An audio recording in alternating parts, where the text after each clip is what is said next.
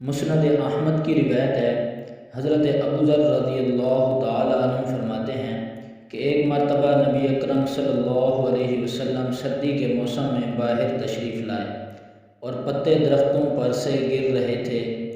آپ نے ایک درخت کی ٹہنی ہاتھ میں لی، اس کے پتے اور بھی گرنے لگے۔ آپ صلی اللہ علیہ وسلم نے فرمایا، اے ابو ذر، مسلمان بندہ جب اخلاص سے اللہ کے لیے نماز پڑھتا ہے تو اس سے اس کے گناہ ایسے ہی گرتے ہیں جیسے یہ پتے درخت سے گر رہے ہیں۔ سردی کے موسم میں درختوں کے پتے ایسی کثرت سے گرتے ہیں کہ بعض درختوں پر ایک بھی پتا نہیں رہتا۔ نبی کریم صلی اللہ علیہ وسلم کا پاک ارشاد ہے کہ اخلاص سے نماز پڑھنے کا اثر بھی یہی ہے کہ سارے گناہ معاف ہو جاتے ہیں، ایک بھی نہیں رہتا۔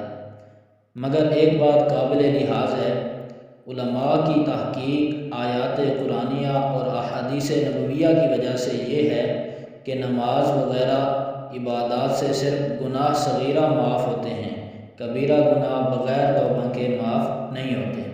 اس لیے نماز کے ساتھ ساتھ توبہ اور استغفار کا اہتمام بھی کرنا چاہیے، اس سے غافل نہ ہونا چاہیے۔